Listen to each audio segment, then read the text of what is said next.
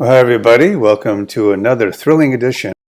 And today we're going to be doing a special look at our roundup of classic horror women. And I know my co-host Courtney Joyner has been licking his chops for this one, huh, Court? Oh, this is like super thrilling. Yes. Because Now, also it's a chance to say, hey, these movies, we love Boris Karloff and Lon Chaney Jr. and George Zucco and everybody else, but these heroines are such a great part of what make all these movies work. right. And they're not discussed very much. No, horror women, or classic horror women, as we're calling today's episode, or women of classic horror, are barely talked about. There might be a couple of books, but we're going to be covering a lot of them today. Usually they just cover a few. They're called scream queens in today's modern world, but I think they're more than that. These are very demure, attractive, classy women. With the way things were in the 30s and 40s, it was more, I think, just they looked more respectable as opposed to, their clothes have blood on them and guts coming out. They're mostly screaming when they see the monster or they're being about to be tortured. There's something demure and nice about them. And we're going to discuss them. You know who they are. Women like Anne Gwynn and Evelyn Ankers and Elena Verdugo, and the list goes on and on and on. So Court and I will be doing this alphabetically because it's easier that way. And some are bigger stars than others. And I was going to read from a list to say that a lot of these women stars were more well known outside of the horror genre than they were inside of it, like Ilona Massey and Elsa Lanchester, and also were in a lot more famous movies. But a good chunk of them were in classic film more, like Mae Clarke and Anne Gwynn. A lot of these women specifically only made one or two horror films. And like Louise Albrighton or Lenore Albert or Zita Johann or Susanna Foster, just one. And yet they're still known for these classic horror films some 60, 70 plus years later. A lot of these women were in a lot of horror films, but they had a small role or a memorable role, like Aquanetta and Kathleen Burke.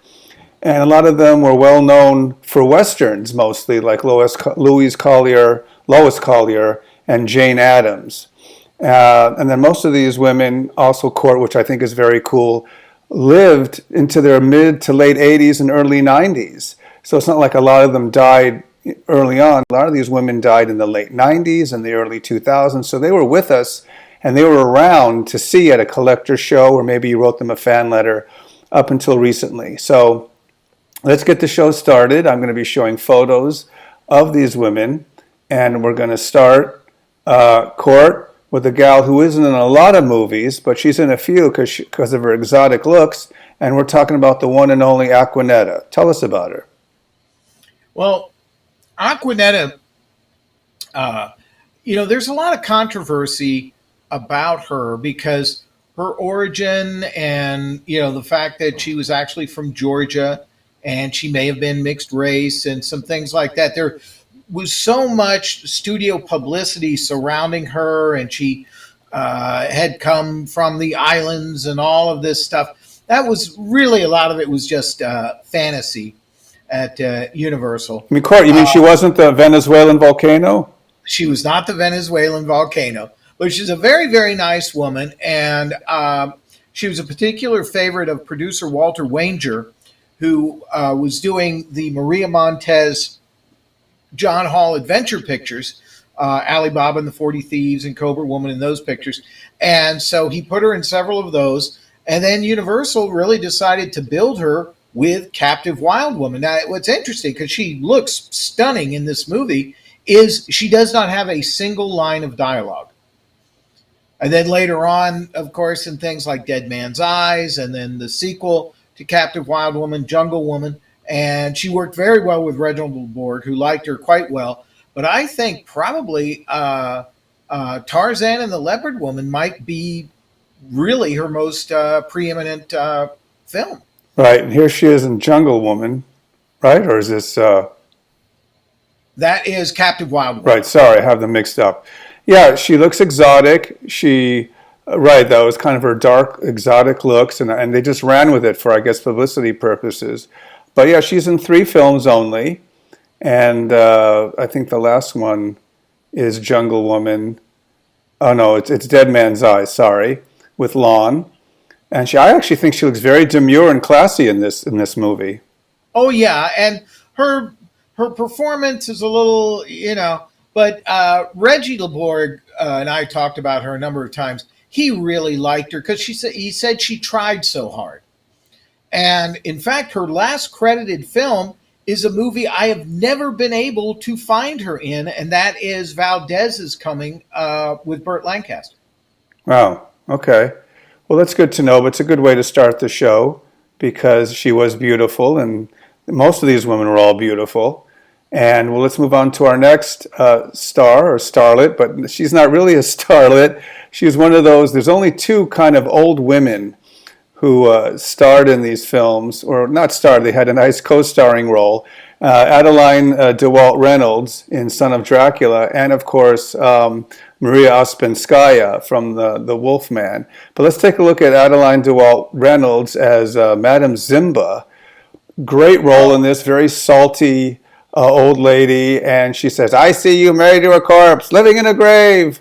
Oh, wasn't she great, Court? No, she is wonderful, and the thing with her, of course, is she was kind of a rare presence, and I believe Son of Dracula is her only horror film, and she just had such a magnificent face, and this was also, I think, at the time in Hollywood where people character actresses, particularly older ones, really had a place. Dame Mae Whitty and people like that were just perennials. Marjorie Main, for example, and the roles for older women really existed during this time. Right. And so I know I love her. She's a great old salty lady. That great couple bits of dialogue in Son of Dracula. She really adds the little bit of flavor to the movie. So let's move on now to probably one of the legendary actresses of a classic horror film. We're talking about Anne Gwynn, and I mean, she actually, I think, she got her start in some Buster Crabbe, Flash Gordon movies or serials, and of course she garnered the attention of Universal, who put her in a bunch of horror films, which I'm going to show some, and of course House of Dracula. That's the House of Frankenstein. Oh, sorry, House of Frankenstein, and she's got some classic lines where she garners the attention of Baron Latos and puts on the ring that doesn't fit, and he says it'll fit soon. So great bunch of films as we look at the photos, Court, and then she was also. What's funny is she was with her. I don't know if her rival, but you can say basically her counterpart, Evelyn Ankers, when she appeared in Dead Man's Eyes. No, actually, that was Weird Woman. Weird Woman. I'm sorry. That's right. And well, the thing was, Evie Ankers and Anne Gwynn were best friends, and so Evelyn Ankers and both Anne Gwynn also both said that they kind of tried Reggie Leborg's patience because they would try and do these hateful looks to each other and start giggling and having big problems there. But she, of course, when you see, yes, Flash Gordon Conquers the Universe, Black Friday, The Strange Case of Dr. RX, which I think was an attempt to start a mystery series co-starring her and Patrick Knowles. Yeah, and let's not forget the Mad Doctor Court. And the Mad Doctor, absolutely, and which was over at Paramount. And she was such a refreshing, fun presence. And but after Teenage Monster in the 1950s, she said, "Hey, this is too much for me," and she stepped back.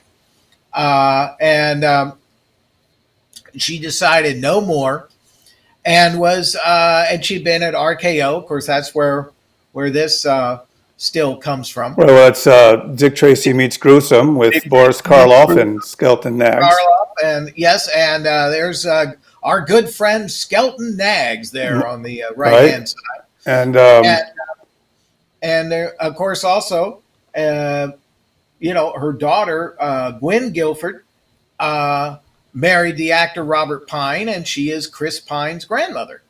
That's absolutely right. And so anyway, so let's and then I mean she's legendary. I mean she's one of the greats uh, of the horror genre, and very demure looking and very simple, and not a bad actress. She probably plays herself in a lot of these roles. Well, also we have to remember putting these performances in the context, particularly of World War II, that I think Universal wanted kind of, if you will, the home front image of these young actresses. These were the girls that the soldiers left behind. I think they wanted that feel for a lot of their young starlets who are in these horror pictures, particularly things like the Mummy series and things like that. And Anne Gwynn just totally personified that. Right, absolutely. And speaking of Annes, we have another Anne in our classic horror women roundup today, and that would be one of your favorites, Court.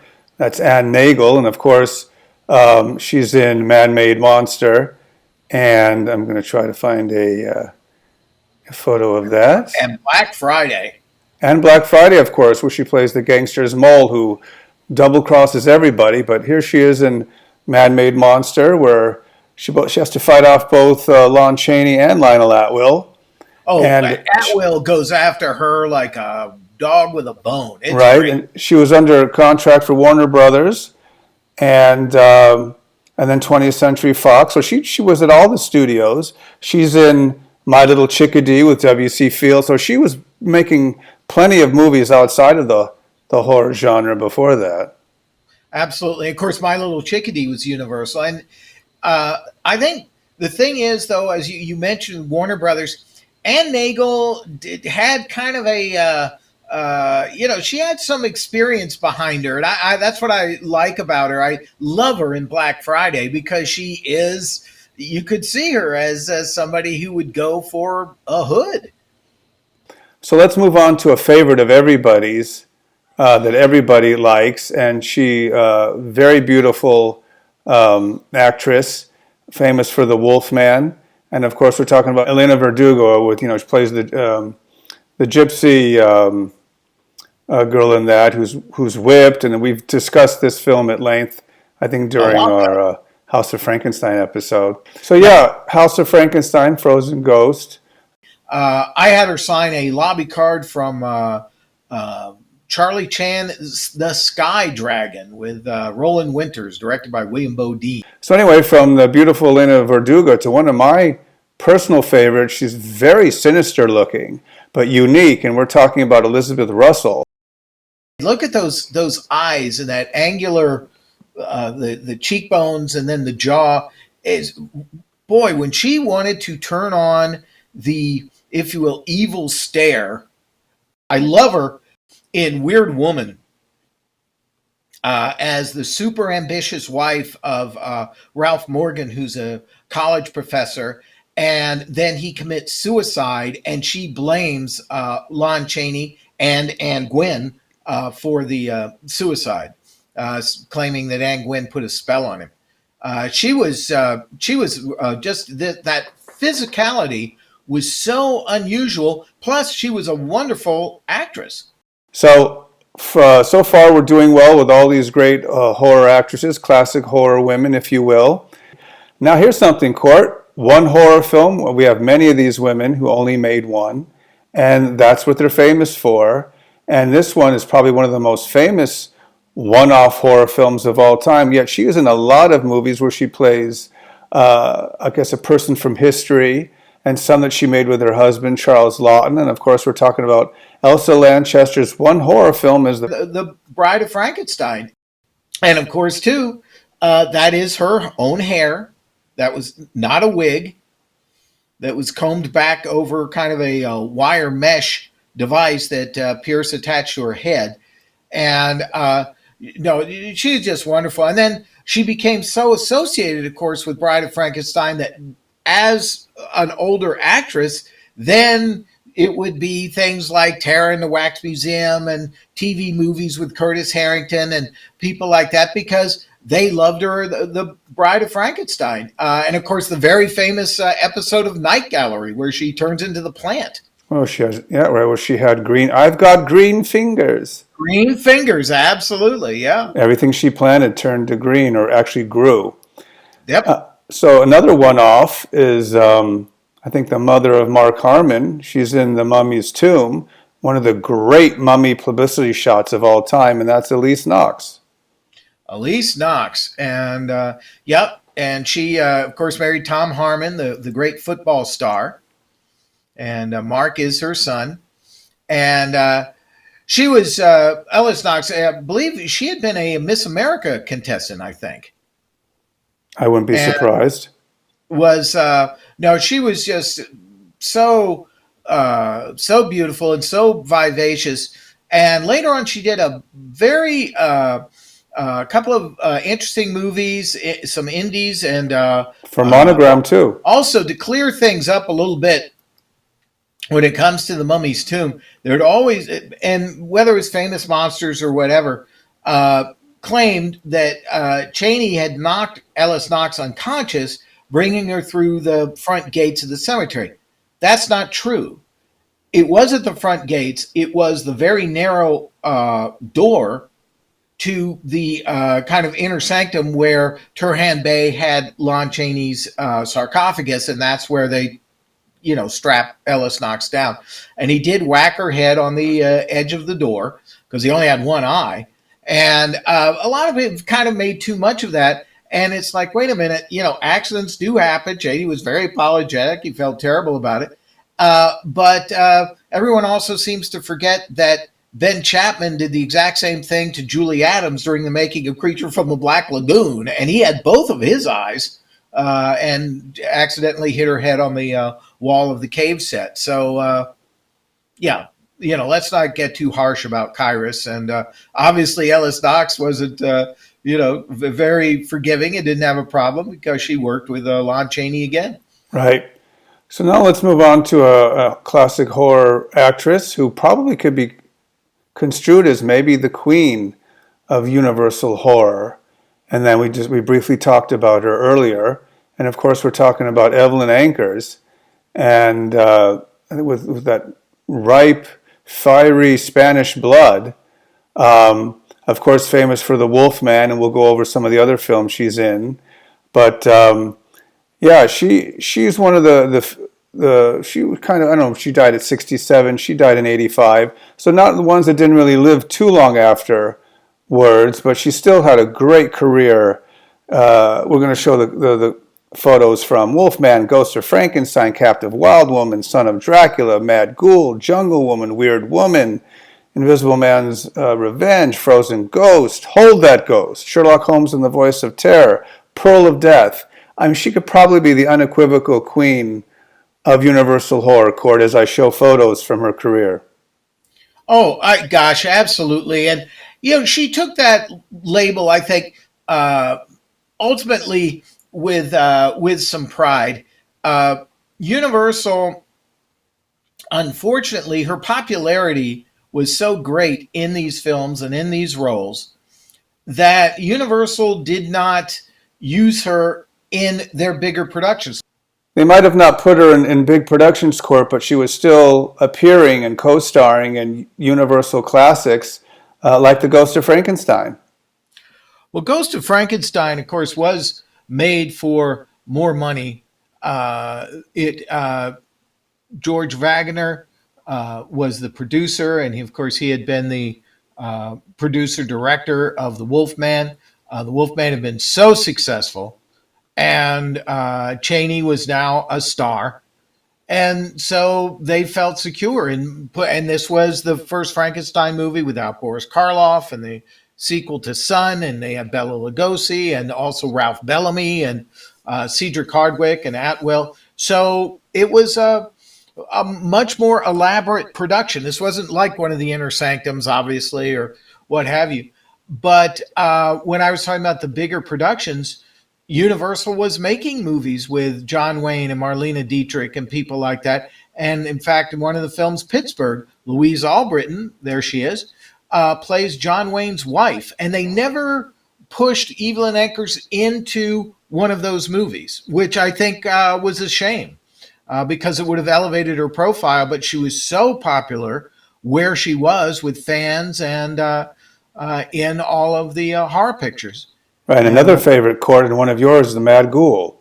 oh, I love the Mad Ghoul. And in fact, there's a wonderful photograph, publicity photograph, with the director James Hogan, who died shortly after making this movie, but with Evie and David Bruce.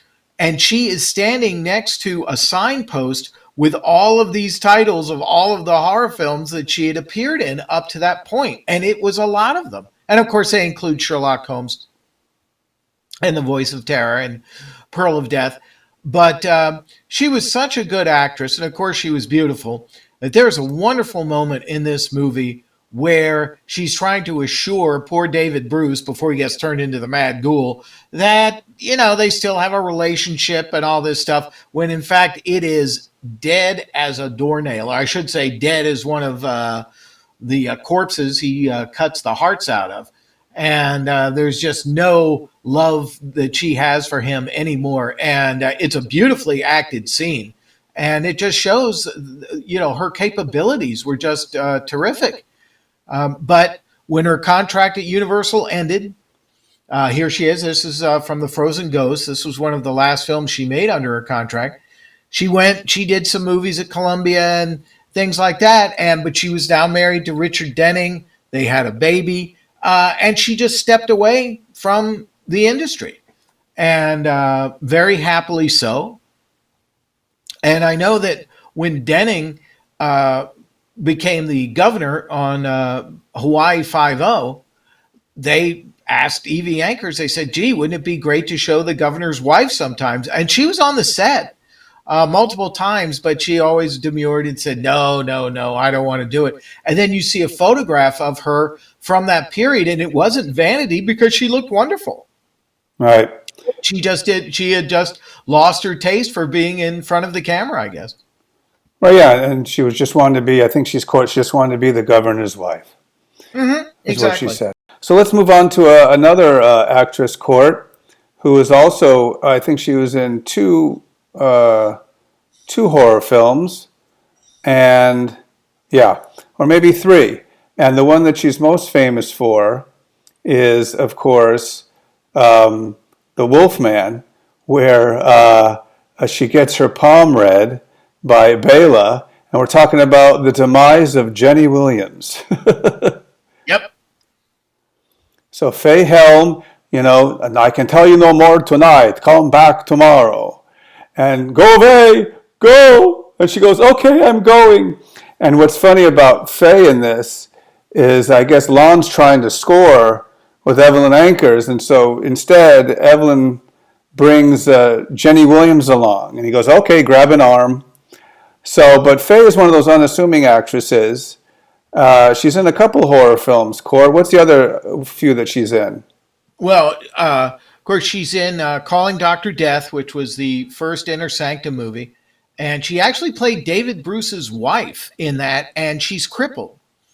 And has a wonderful scene with Lon Chaney when she goes to him because Chaney's wife had been having the affair with David Bruce, and she asked for his help. Her husband now has been convicted of murder, and she asked Chaney's help in securing at least a life sentence for him, or maybe no jail time at all, because she believes him to be innocent. She was a wonderful actress, and also, but a great performance there. Night Monster. Night Monster, absolutely. She is tremendous in this. You feel total sympathy for her because everybody thinks she's nuts, and in fact, she is not. And she is as they said, Margaret is not in control of her faculties, as Ralph Morgan puts it from his wheelchair. And of course, he is walking around and using his mental powers to create artificial limbs for himself, and he's going out and murdering everybody. And she's seen this and knows it, and everyone is trying to say that she's crazy. And it just pushes her right over the edge, so she sets the house on fire. So let's move on to our next classic horror woman, or women of the classic horror film. And it's a favorite of ours, Court, the beautiful and petite Frances Drake, who is in Mad Love, and she's also in The Invisible Ray. Two films only, yet they're so memorable, and very classy looking actress. But let's go over Frances and her demure look and how it adds to a film, Court. Well, this is the thing too with Frances Drake. You know, just like with Valerie Hobson, she was very young when she did these movies, and so and Peter Lorre's the obsession with her and how they got around certain censorship issues and everything else in Mad Love is really rather remarkable. And she is such a, if you will, luminous presence. And you can see why, literally, in all these films, that the men basically are falling all over themselves at her feet because she's absolutely tremendous. But again, she was quite young when they put her in front of the cameras for Mad Love, and just like with Carol Borland, and you're talking about this very beautiful, very young actress who was being photographed by James Wong Howe and being directed by Carl Freund. And so, if you will, the photographic gods were definitely on her side, but she didn't need them. She was such a wonderful presence, Yeah, and she's a really good actress. right, and she does have that kind of Valerie Hobson kind of look to her, as you said. Mm-hmm. Definitely have similarities here. She plays Rook's, Karloff's wife, but it looks like she's in a daze. I mean, it's not easy to look like you're in a daze, in some sort of trance. But anyway, the next classic horror woman we're going to be taking a look at is one of my favorites. And she was a staple in movies and in television and had a long, illustrious career. And believe it or not, she was quite beautiful when she was young, Court. She's in too many films to name here, a lot of kind of Bob Hope horror comedies. But we're only gonna talk about the few horror films that she was in. The horror films that she was in the 30s and 40s. And of course, we're talking about Gail Sondergaard. Well, Gail Sondergaard was such a she was a true exotic, and was so, and again, very beautiful, but could also be so sinister. And you see her in those films at Warner Brothers, uh, and she is just so regal. I think that was the thing, that no matter what she was in, whether it was the Spider Woman Strikes Back Or The or Black Cat. the Black Cat, which is what this image is from. And I think that's a pretty dreadful movie, actually, although it Well, has some, it disappoints, yes. yeah, it's kind of a little schizophrenic. Uh, and then even in things like The Strange Death of Adolf Hitler, and Gail was just, she carried herself, uh, with this great attitude. That's why she made such a terrific foil for Sherlock Holmes and Spider Woman. And of course, um, they did like to, after the wonderful Judith Anderson and Rebecca, they kind of decided Gail Sondergaard would be the perfect replacement as a sinister housekeeper, whether it was against Bob Hope or whoever it was going to be. And so they let her do that many, many times. But no, she was, and there's from The Invisible Man's Revenge. And that's when John Hall splashes water on his face. This is the best optical, I think, from that movie. It is. And of course, the original plan on the Inner Sanctums was that she would co star with Lon Chaney in every single one of the films. Of course, she ended up doing none of them. And Reginald Borg, she was very politically active.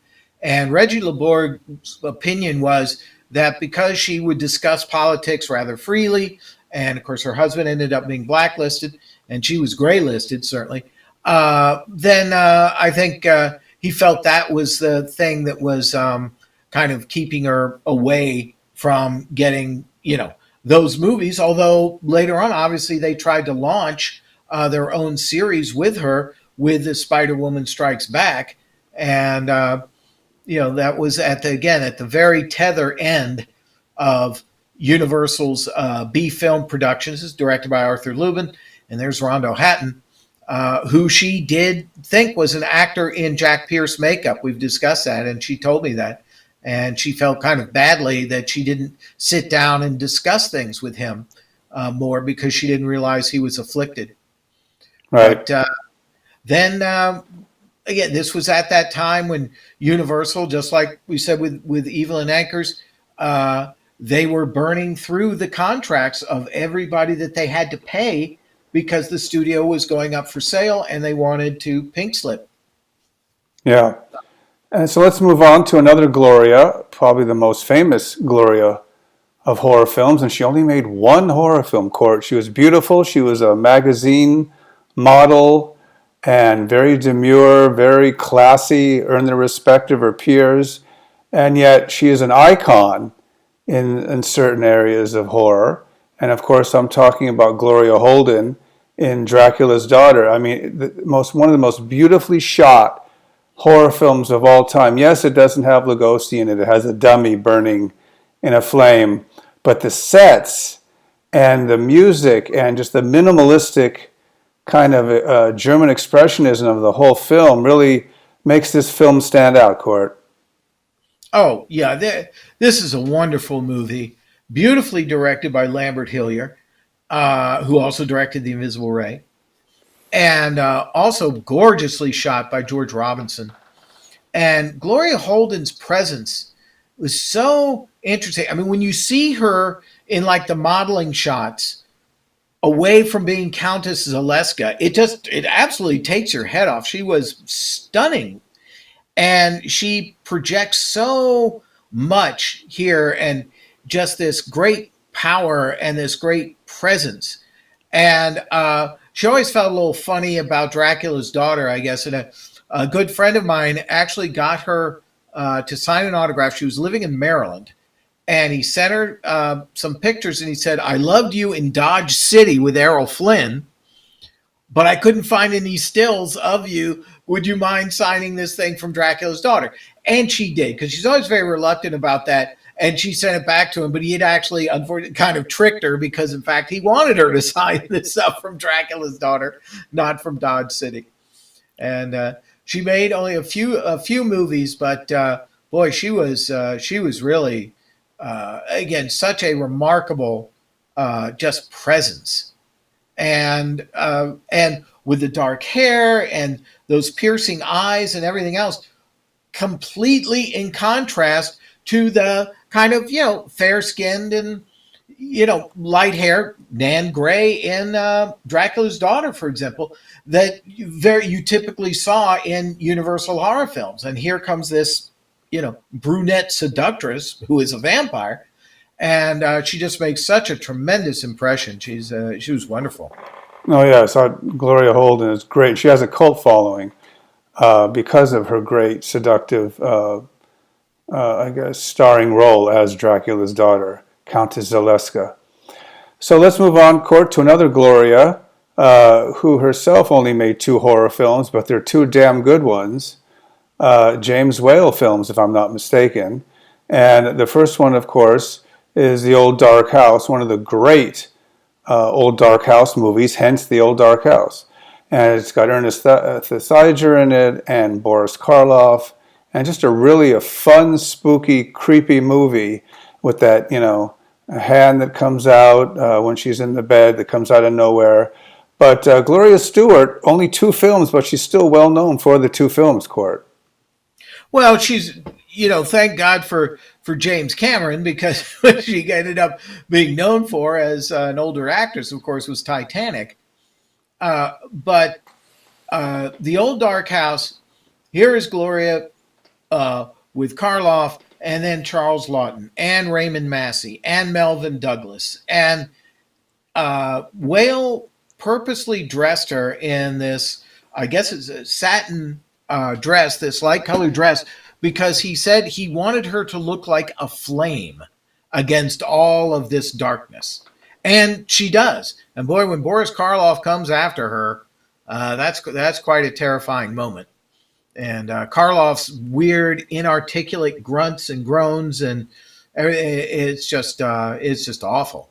And Right. she really is. It's like she's fighting off an animal, which she does beautifully. But no, Gloria Stewart was is terrific in this movie. And of course, here is probably the certainly of the horror films the most famous as Claude Rains' long-suffering fiance in The Invisible Man, and Right. she and her father can only really stand by as he loses his mind to monocaine.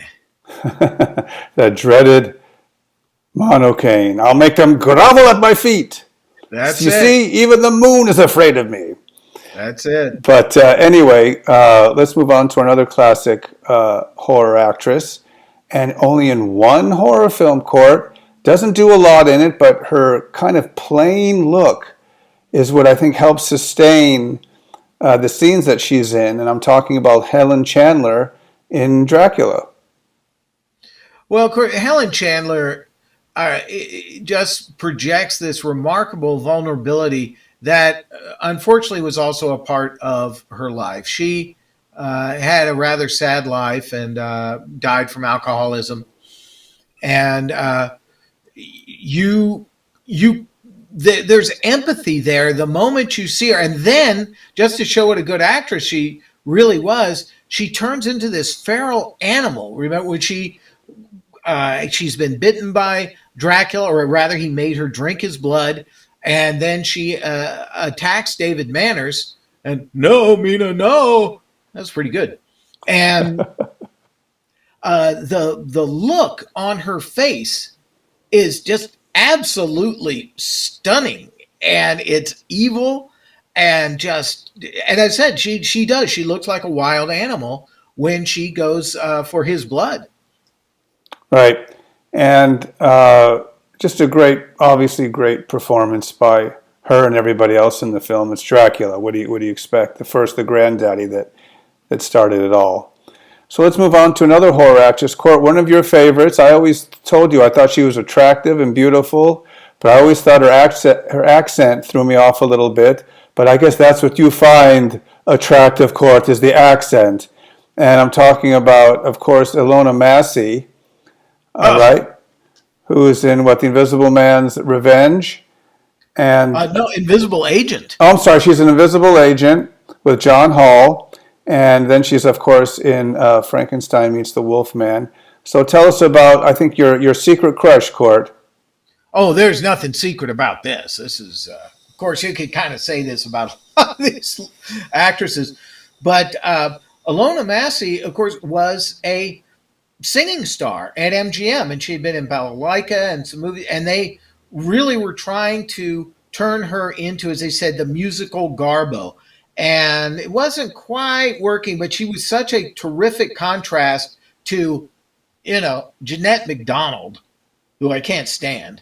Uh, and so they wanted somebody who was kind of, had this remarkable sex appeal. And I forget who it was. One of the big columnists at the time, it might have been Walter Winchell, I'm not sure, said Ilona Massey would look naked in a fur coat. Okay. That was terrific. But she's wonderful in Frankenstein Meets the Wolfman, and to me is the only actress, certainly in the Universal canon, who played a relative of Dr. Frankenstein who was convincing because of her accent. You think so? Oh God, yes, yes, yes, yes. Come on, there's no question about that. And she just projects so much, and when she realizes there are all these problems with Larry Talbot, and I just think she's wonderful. And boy, again, she's in the negligees, and she's just, oh my heavens. Right. So Oh, let just forget it. Yeah, you're. if you're around Ilona Massey, you're lost. You're Let's just let's move on before you need to take a shower, Court. oh, okay, yes. So Oh, and we anyway, should say, since it was just Veterans Day, that oh she's that one of the few women buried at Arlington Cemetery. oh that's true. That's true. So let's Yep. move on, Court, to the hunchback nurse Ah, Jane Addams. in House of Dracula, who was basically a Western star. She made a whole bunch of westerns, Tons of and westerns. Yeah, right. Monogram and yep.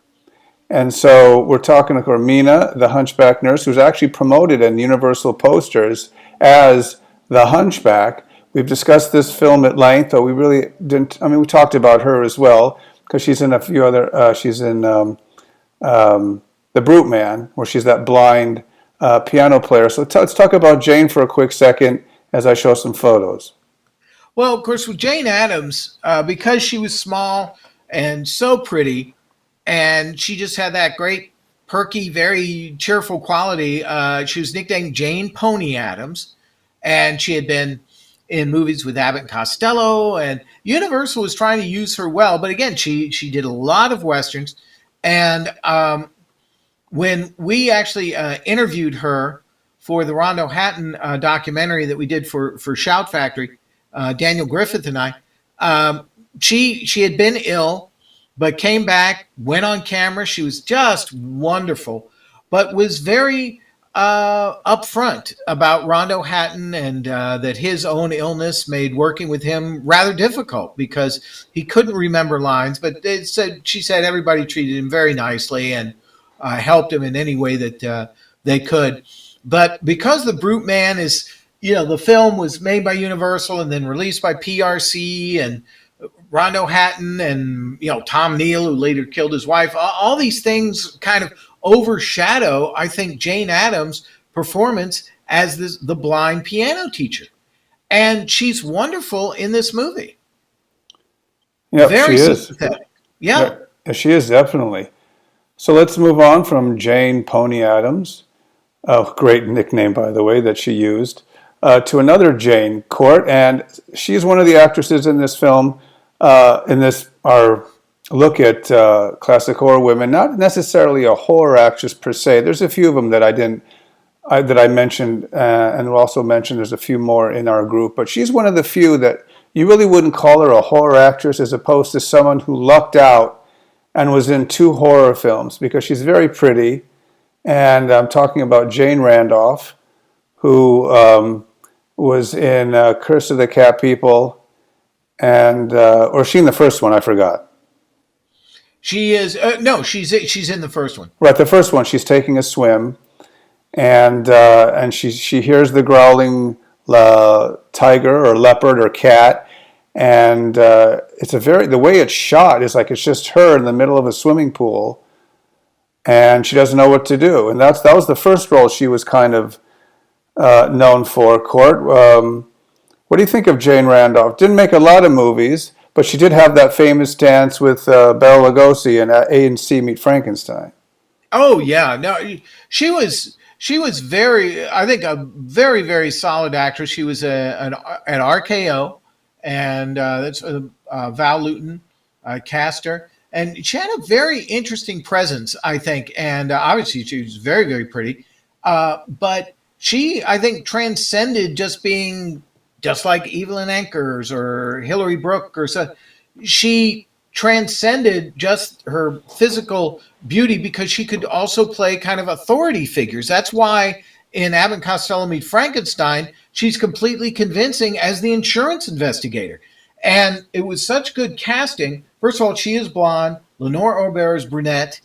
And they wanted a conflict there immediately between these 2 women because these 2 characters are actually the ones who are determining what happens next in this story with these monsters. And I always thought that was kind of an interesting thing. And Bud and Lou are just the perennial victims, but it's Lenore Aubert, the scientist who's in cahoots with Dracula. It is Jane Randolph as the insurance investigator who's trying to stop everything and uncover the fraud and what have you, and get something on Bud and Lou.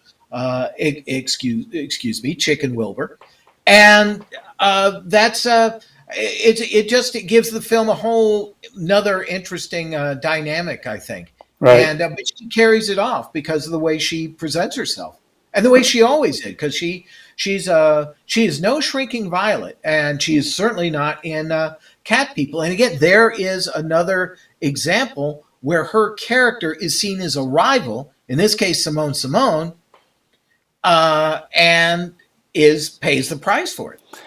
So let's move on to our next horror actress, Court, and that's Jean Parker, who is not in a lot of horror Gene films, Parker. just two, but they're two memorable ones, one with Lon Chaney and one with John Carradine. So why don't you tell us about both films? Well, Jean Parker, I love her in Dead Man's Eyes. Boy, she really puts it across that she was all in love with artist Lon Chaney, and but then when she realized she believes that he killed her father, those scenes are wonderful. And she was very good dramatic actress. And of course, with Carradine, you're talking about Bluebeard. Right, and And she just—I mean, look how she's just beautiful, but just she doesn't know what's going to happen with Gaston. no, she does not. And she could put forth, I don't want to say it wasn't naivete, but she did not want to believe the worst in the men that she was in love with. So she was a denier. And she could play those roles very, very well. So let's move on to another horror actress. The thing with Josephine Hutchinson, to me, at least in this film, um, I think she's a tad housewifey, and at least towards the beginning in the little pillbox hats and all that stuff. But then, of course, as that when the house is full of dread, put the beds head to head, all that stuff. She and things start going absolutely crazy. Then, of course, she joins in the hysteria. But uh, perhaps well, I'm probably might be just misreading it because is this exactly the type of woman that Wolf Frankenstein would have married to kind of initially get away from all of the baggage that is associated with his name? But then he decides to move into the old family estate and all kinds of problems after that. Yes. Kathleen Uh, Burke, uh, Kathleen Burke. of course, from Island of Lost Souls and Murders in the Zoo. So tell us about her and those films. Well, in Kathleen Burke as the Panther Woman is like just beyond perfect casting. Even when the film was remade years later by AIP, remember Don Taylor directed, Michael York and Burt Lancaster. Barbara Carrera played this part, and it didn't have the same impact. It didn't have the same. Perhaps Barbara Carrera was too sophisticated because, of course, her background as a model and all that stuff. But Kathleen Burke seemed so primitive and had this just magnificent projection of that and the animal side of her personality. And that's one of the reasons I love Murders in the Zoo, despite, that Charlie Ruggles comedy stuff is a little intrusive, but she is so solid in this movie as, of course, Lionel Atwell, who's not going to be dissatisfied in that marriage, but she has dialogue, and it's like, oh my gosh, the leopard woman speaks, and she's wonderful. All And right. again, it's that quality, that animalistic quality, that exoticism that, of course, Paramount. They were promoting Dorothy Lamour and actresses like that. So Kathleen Burke kind of fit into that the Paramount universe at that time. And oh gosh, I just think she's wonderful. Right. She is good in the film. So we're going to go from Kathleen Burke, who you've also mentioned as was a favorite of yours. We're going to move to my other favorite. We all know that Ramsey Ames is my end all, and we'll get to her when we reach the R's. I like exotic looks, but for some weird reason, this next actress, I would have made her my other ex-wife, Court. We're talking about Lenore Albert. There's something about her where Sandra Jr., Say, I'll take care of you. I mean, who wouldn't want Lenore Albert to calm you down before your brain transplant into the Frankenstein monster? So tell me the background about Well, Lenore Albert. I think she's wonderful. And of course, come on, right? I don't get it. And frankly, you never will. I mean, Great, they got great line, right? incredible stuff. Gets a They long got, kiss with her too, a nice long kiss. yep. And no, I think she's wonderful. And again, very dark, very exotic. She had, I believe she had been in some movies over at RKO. And She was Hungarian.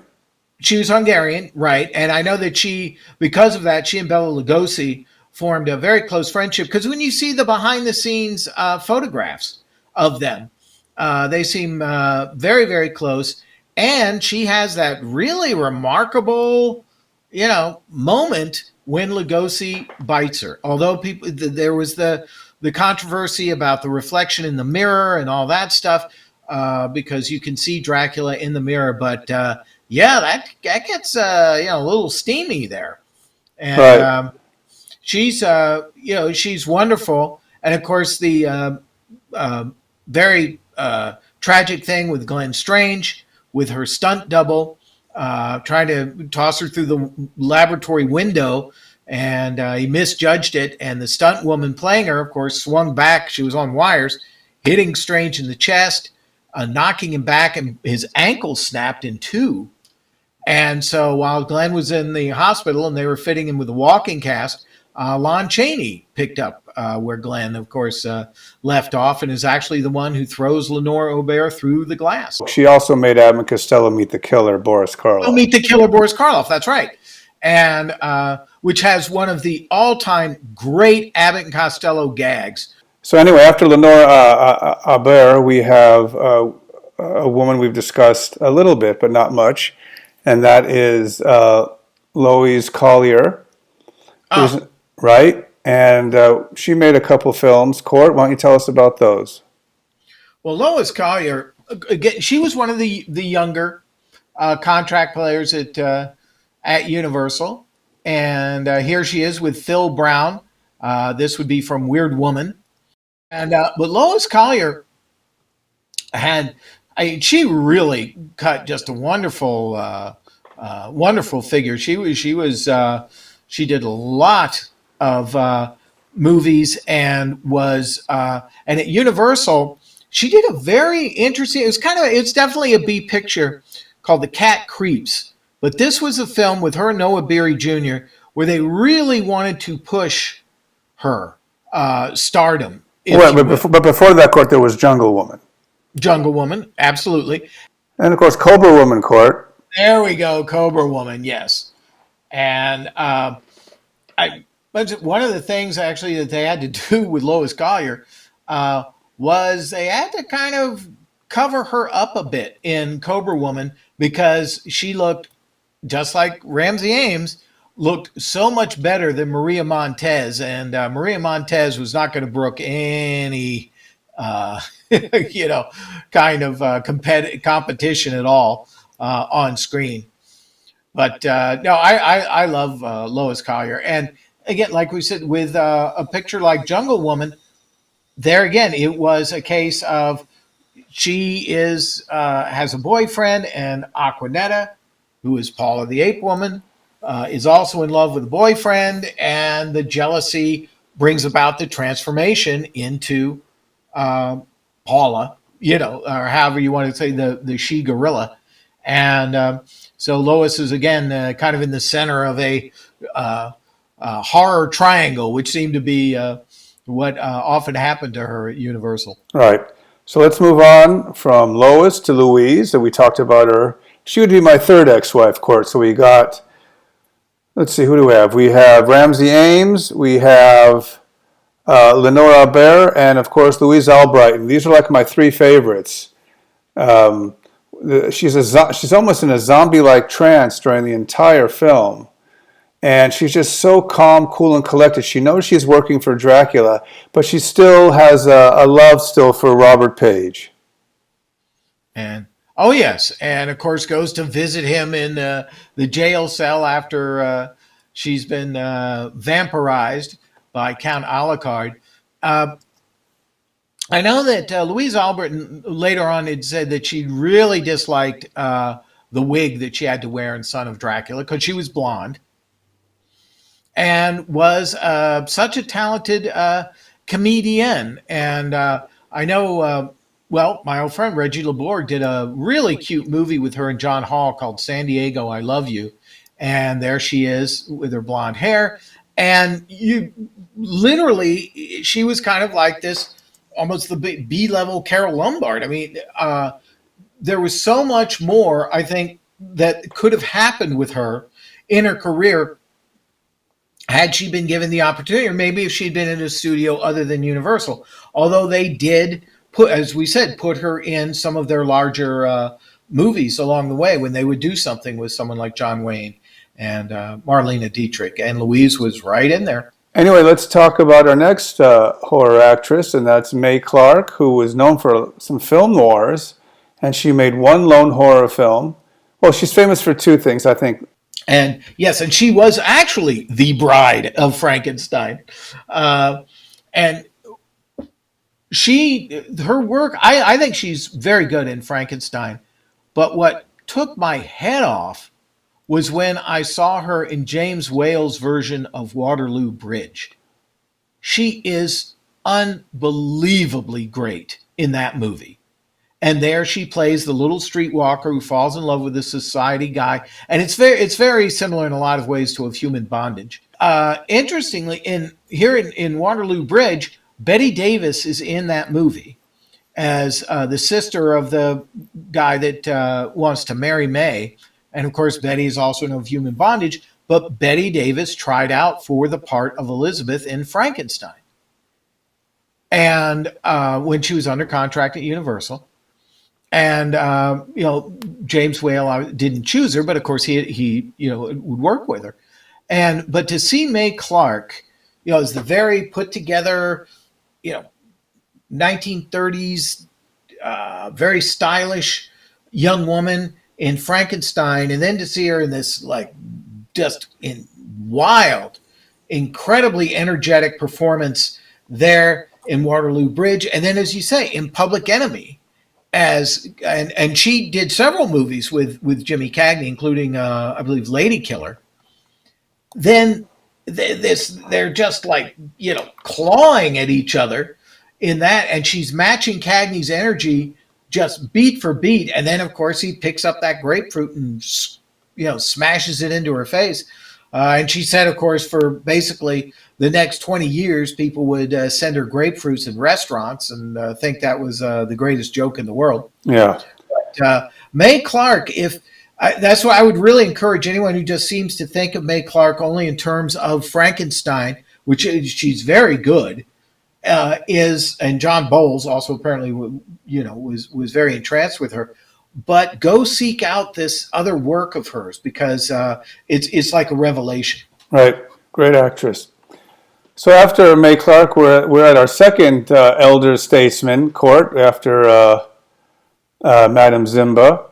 And of course, I'm talking about Maria Ospinskaya, who, of course, is Maliva, the gypsy woman. Maliva, gypsy woman. And she had a Russian accent, which didn't harm her at all. She's in a lot of great films. The way you walk was thorny through no fault of your own. Anyway, let's show a couple pictures of her court and tell us about Maria. She's kind of have a little cult following for being such an old Russian actress and acting teacher. Huge acting teacher, just one of the most respected ever. And and also it's a very good performance in Mystery of Marie Roget, and also she's the queen of the Amazons in Tarzan and the Amazons.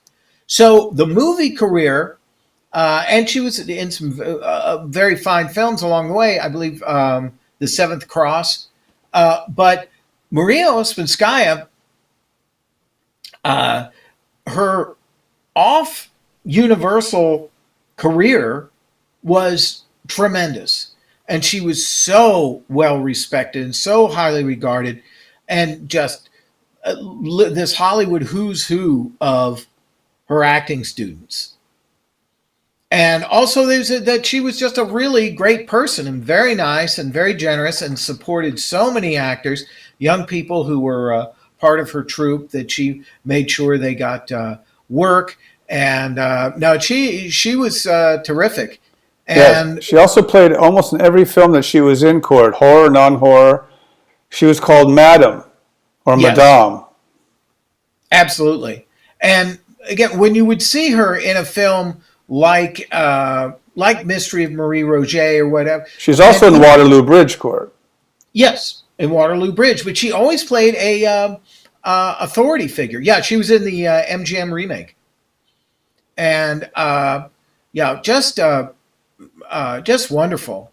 And the physical contrast. That's what I always love. Is here's little Maria Ospinskaya with big hulking Lon Chaney, and just their interplay and the differences between the two of them. Just wonderful. Right.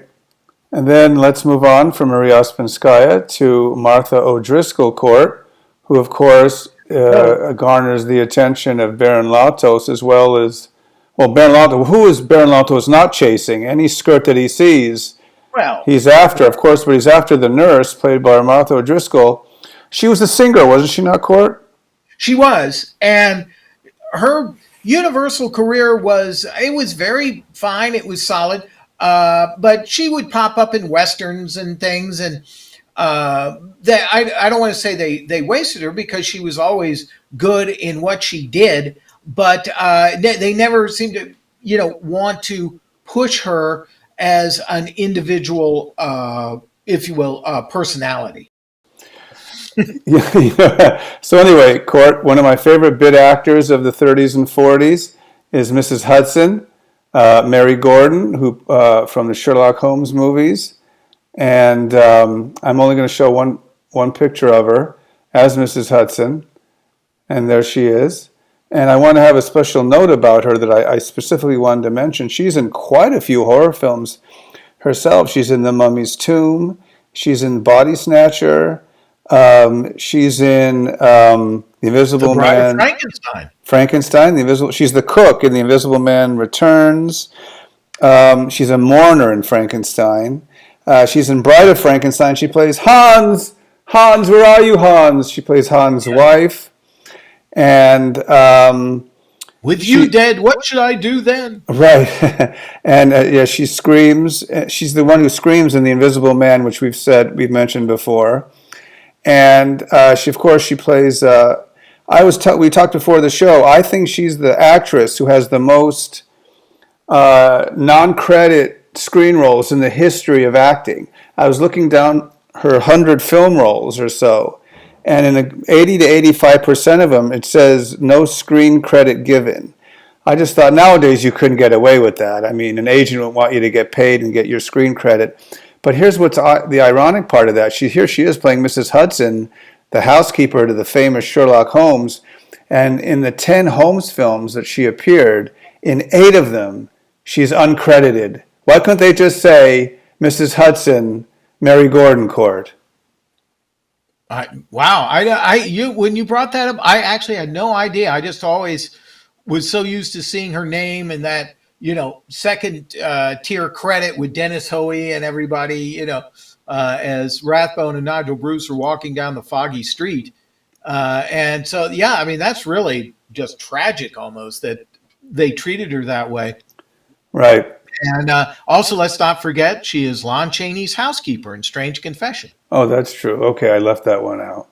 And I one of the moments with her that I love because she was so wonderful as Mrs. Hudson, but her death scene in the Mummy's Tomb, and Lon is so delicate with her. It's kind of where he just puts his arm around her like this, and her eyes go wide, and she just drops out of frame, and then the camera, Harold Young's camera, moves in on Kyrus's face, and they actually break the wall Right. because he's looking directly at the audience.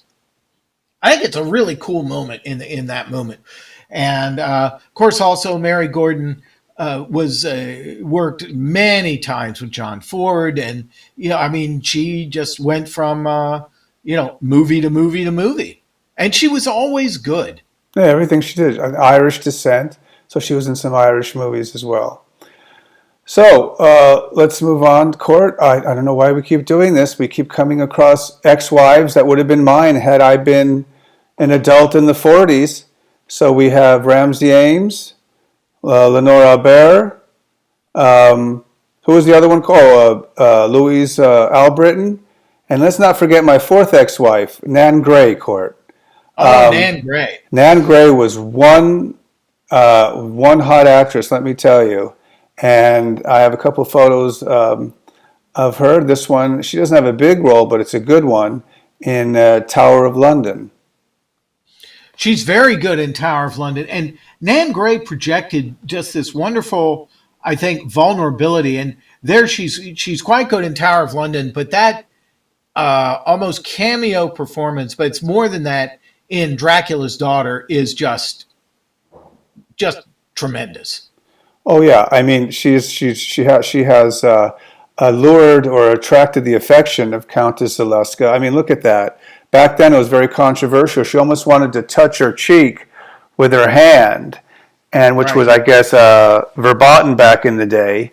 But she's like, "What do I do?" She's like, "Well, don't worry, I'll take care of you," which you really didn't hear about in the early 30s. Like, what was, off screen? How did she take care of her, Court? No, exactly. And of course, in the scene where she's going to pose for her, she, takes off her slip. Yeah. And that, I mean, look at that skin. I mean, they both had great skin in that clip. And then, of course, the one where I really think she's really beautiful, of course, is Invisible Man Returns with Vincent Price. And well, I think in The Invisible Man Returns, where these other movies were made, just a few, the difference in those few years, and here Nan Gray, seems like an adult. In the other film, she seems youngish, early 20s, which of course was her actual age, but maybe that was also part of the vulnerability and what have you, and the helplessness. But here she's got a real steel spine, and I think she's terrific in this movie, and it's neat to see her, if you will, grown up. Okay, Court and I always talk about my ex-wives. We never talk about any of yours for some odd reason. But let's bring in one of them, the lovely Peggy Moran, Court. Oh, Peggy Moran. Oh, she was so wonderful. And you talk about the kind of the young and the perky. Again, as we said, the idea of the girls on the home front, and I think Peggy Moran also is another, like Anne Gwynn, who kind of personified this. She's very good in The Mummy's Hand, which is, of course, what this is from, and always having to take care of her father. The great Silvani, the magician, Cecil Calloway, and but she's really wonderful, and she has a great just appeal of innocence, which also is what captures Kyrus and George Zuko. Boy, those high priests of Archon, boy, when they want to date, they really go all out to make it happen. Right. And then, of course, with Dick Foran, they were reteamed for Horror Island, which is one of the really fun Universal Bs. But anyway, so Ramsey Ames to me reminds me of her with that exotic blonde streak in her hair. And of course, she's in two very cool horror films. So, Court, tell us about Ramsey Ames, which we've discussed at length, but she's always worth bringing up. The thing is, Ramsey Ames apparently lied about her age when she signed her contract with Universal. She was, when she did Calling Dr. Death, which is the very first Inner Sanctum, and she also had been, was going to be used in some of the Maria Montez, John Hall pictures like Cobra Woman. She was, I believe, 17 years old. But she was a singer. She was known for also being part of rumba bands and South American music, and had quite a long history of living in Spain. And there she is, just defiant. And she was given some award, Miss Body Beautiful or something, which you could certainly understand. Of course, William Whitney's great comment that when she was doing a movie at Republic, more stuntmen were hurt craning their necks to get a better look at her as she walked across the lot than they ever were hurt fist fighting with each other. And I love her in Calling Dr. Death. She's so haughty, so defiant, and boy, oh boy, does she get some, real rough comeuppance from Patricia Morrison. Well, yeah, and she gets a rough comeuppance in the Mummy. Oh, and the Mummy's Ghost, my gosh! And remember too that for Mummy's Ghost, of course, she replaced Aquanetta. Oh, that's Uh, true. the first day of shooting, they were doing a scene with Aquanetta when she wakes up from sleep and is kind of being transfixed by the presence of Kyrus and all this type of stuff, and John Carradine doing his hoodoo. And she was supposed to walk along a lawn and then faint. And she fell and hit her head on a rock that was not made out of styrofoam or anything, and was knocked unconscious and taken to the hospital, and was given a day or two to recover. And then they replaced her with Ramsey Ames. Right. And I Well, think in this case, I think Ramsey Ames was the better choice because she had that lilting accent and right. things like that. There was something more mysterious about her than with Aquanetta. Although there were other parts that Aquanetta could have played at Universal that they didn't cast her, which was kind of a shame. But Ramsey Ames, those nightgowns, and then when she's picked up by No, Kyrie, nobody faints like Ramsey Ames. nobody faints like Ramsey Right. Ames. And That's a then new T-shirt. Nobody faints like Ramsey Ames. So and look, Miss, I don't want to get tough, but you're in a pretty hot spot. let's move on to another petite actress, kind of in the same vein as Frances Drake. She's only in one horror film court, but it's a good one. She gets on the brain of Dr. Miracle, and of course we're talking about Sydney Fox Court, and she does a good job in Murders in the Rue Morgue. So tell us about her performance. Well, I think Sydney Fox is very good in this movie, but she's very affected, and she was just a young kind of petite, very slight actress, which is why they cast her in this role. I think they wanted complete like virginal innocence that was going to be violated by Dr. Miracle or by the gorilla or whatever it was. But she's quite good, and and interestingly, I mean, she had been built by Universal in other movies, so she is billed above Bela Lugosi. Right, which doesn't happen too often. So let's move on to another gal who had one horror film under her belt, but it's a good one, Court, and it's Susanna Foster in the remake of The Phantom of the Opera. Well, and also let's not forget the climax. If you want to call that one, okay. Yeah, crazy Boris Karloff trying to hypnotize her and stuff. And Susanna Foster, again, she was a musical star, and Universal had Deanna Durbin, but they wanted to bolster things if Deanna Durbin got tough with contract negotiations or what have you, and so they signed Susanna Foster, who had a remarkable voice, and of course a big budget remake of the Phantom of the Opera. What better vehicle could one ask for? And she was not. She got along with Claude Rains okay. She told me she found Boris Karloff cold and detached, and as I said, and then, but she continued with the music career, and that is what brought her attention and what have you. Later on in her life, she did a very interesting interview with Skippy Lowe talking about the build up and the crash, and how that was very typical with. It's always been typical of Hollywood, but particularly at a time when these young actresses that we're discussing were under contract, so there was some sense of security. And then what happens when the contract ends? And guess what? They don't necessarily roll into the next movie 2 weeks after they finished the previous one, which had been kind of the way work was going up until they were cut loose. And Right. that was exactly what happened with Susanna Foster. Well, I mentioned that we had two elderly actresses, but actually we have three, Court. I forgot to mention the great Una O'Connor, who is also an acting teacher. Yes.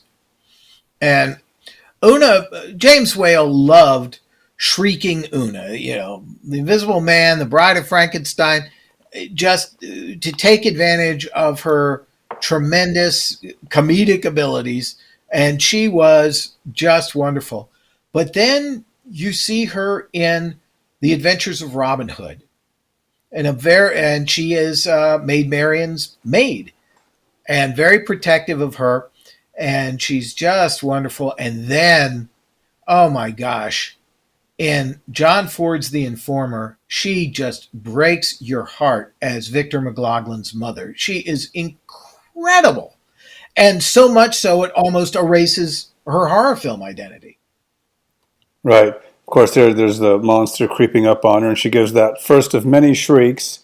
Oh, yes. Oh, yeah. Oh, Right. yes. Dr. Pretorius. Okay, Court, now we're going to get to an actress who I think has such a unique background. And she, believe it or not, she was only 17 when she played Baroness Frankenstein in The Bride of Frankenstein. And then she was also 17 that same year when she was the Werewolf of London. So think about this, Court. In 1 year, she's in two of the top 10 classics of all time, and she's only 17 years old. And of course, we're talking about Valerie Hobson, who I'll show the photos of. So what do you think? Not bad for 17, Court. Oh, Valerie Hobson is just absolutely killer. And I love her in The Bride of Frankenstein. And the thing is too, there's always the May Clark and everything else. I'm sorry, Valerie Hobson. I mean, certainly did not look like like a 17 And does year that old. look like 17 to you? No, no. Right. And she's wonderful in this, and she appears even older and more sophisticated in Werewolf of London. I mean, despite what the calendar said, she absolutely looks like she could be married to Henry Hull. And the Right. way they dressed her and all that stuff, no, just absolutely wonderful and very I don't want to. How do you express how much impact she had without getting arrested, without running into all kinds of problems? So just have to say, I mean, she just had so much presence in these movies, and the fact that she was truly just this young girl is absolutely remarkable. And but you see, we do see a pattern here that Universal, whether they were 18 or not, they were signing these teenage girls very often because they were looking at them to build their careers. And of course, Valerie Hobson, uh, made international headlines, and they made a movie about it called Scandal when she married a British diplomat who was, having all kinds of deals outside of his marriage, and she was the forlorn wife. Who, Right. yep. So, But yeah, just she's was terrific and carried herself with so much maturity. I guess that's the thing too. Even when we talk about Ramsey Ames or we talk about Valerie Hobson, there is nothing teenager like in the way these actresses present themselves. it's Virginia Christine, who we ad infinitum, we talked about what she went through to prepare for her role, but I guess it's worth mentioning here again that one of the great extraordinary performances in this film, and we can mention it for a second, Court, if you want. Well, I mean, not only her performance, because of course she is basically playing Ramsey Ames brought back to life. since Ramsey sunk in the swamp, but in Massachusetts, he pops up in the swamp in New Orleans, well, or whatever. But that makeup again, her resurrection scene is one of it's a wonderful scene and just of the whole Universal catalog. And to see Virginia Christine with the Fuller's Earth and everything else that Jack Pierce put on her as she was clawing out of the cork and the mud, and it's tremendous. And it's scary. And then she cuts this wonderful figure as the princess, and she can't remember her life because she's reincarnated. So there are all these kind of blank spots in her mind, and just wonderful stuff with her. And of course, later on, for Virginia Christine, she became a favorite of Don Siegel. So Invasion of the Body Snatchers, and let us not forget Billy the Kid versus Dracula, and there it is. Right, before she went on to sell Folgers coffee. Yep. So Virginia Christine, great actress, one of the great performances. We go from Virginia Christine to Stop Yelling, to Virginia Gray in House of Horrors. I love Virginia Gray. She is such the personification, if you will, of like the New York reporter. She was and she was an actress. She was under contract to MGM, to Virginia Gray's in The Women, and she was also had a very, after Carol Lombard's death, had a very long-standing relationship with Clark Gable, and she was just a real. I love that she can cut both sides. There's the wonderful scene where she's, going after Alan Napier for being so vicious about his reviews of her boyfriend, Robert Lowry, his artwork and everything. And, she's flirty and what have you to get what she wants. And boy, when she confronts Martin Koslick and, don't play coy with me, little man. And she really goes after him. And then, of course, he unleashes Rondo Hatton. And once again, a character that is being attacked by the creeper talks him out of the attack by saying, you're being used and you're a sucker. That's who you need to be mad at, not me. And then, of course, he turns around and attacks his master, Martin Koslick. Right. And last but not least, Court, we say Z is for Zita, and Zita Johann, who's in The Mummy. She's a very petite actress. Very small. Yep. Right. But this film has a great cut scene that shows her reincarnated past lives, her reincarnations, that she was different characters. But tell us about Zita in The Mummy, Court. Well, Zita Johann she is a very interesting woman. She was a very deep believer in astrology and was very headstrong and delivers a wonderful performance in this movie. But Carl Freund and she really butted heads. And apparently at one point he told her, listen, we're going to shoot this scene of you and you're going to be nude. And she did not blink an eye. She knew he was saying these things to her really just to get a rise out of her and to challenge her. And she did not rise to the bait. So she proved herself to be as strong as her director. Right. And I think and delivers that terrific performance in the movie. Oh, she does, absolutely. But I would say one thing about every single actress we spoke about, the camera loved every one of them.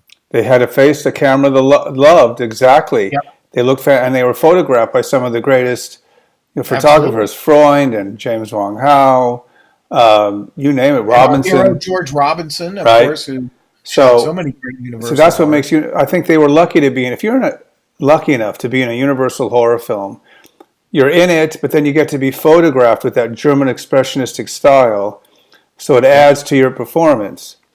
So, Court, any last words on these horror ladies? And no, it's just so great to revisit these ladies. And also, too, one thing I think is kind of consistent, certainly with the ingenues and the contract stars that we're talking about.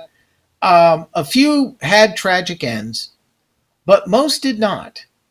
And they married successfully and had lovely family lives. Ramsey Ames, for example, married the playwright Dale Wasserman, who wrote Man of La Mancha, and also One Flew Over the Cuckoo's Nest. So for the great Courtney Joyner, I am Jay Jennings. See you later, Court. Bye.